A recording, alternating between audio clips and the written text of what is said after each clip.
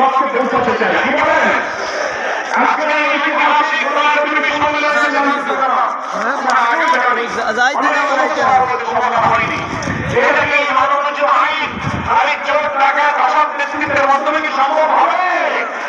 আমরা যদি সব নেতৃত্ব পার্লামেন্টে পাঠাতে পারি, এখনো তো দেখতে পাচ্ছি একেবারে সেই সচিবালয়, ডিসি, আমলা, এসপি, ওসি, ইউনো, এসআই, রন্ধে রন্ধে every key point of the state, রাষ্ট্রের সব যন্ত্রে সেই 17-18 বছরের আওয়ামী দোসররা যারা দায়িত্ব পালন করত রাষ্ট্রযন্ত্রের বেশিরভাগ জায়গায় এখনো সেই ফ্যাসিবাদের দোসররা কিন্তু ঘাপটি মেরে বসে আছে।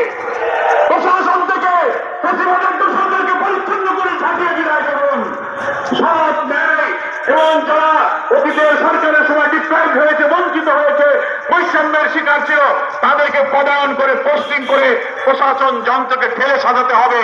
আর আগামী নির্বাচনে সব ব্যক্তিত্ব নির্বাচন হলেই ভোলাবাসী তথা বাংলাদেশের মানুষের সমস্যার সমাধান ইনশাআল্লাহ হবে।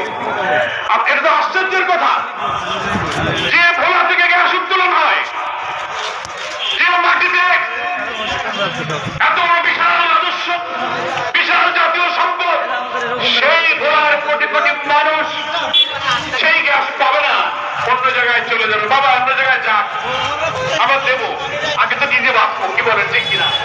আমার মা চাষিরা আমার বাড়ি ঘরে গ্যাস পাবে না, আমার গ্যাস নিয়ে আরেক জায়গায় জ্বালাবা, তোমার দেবো।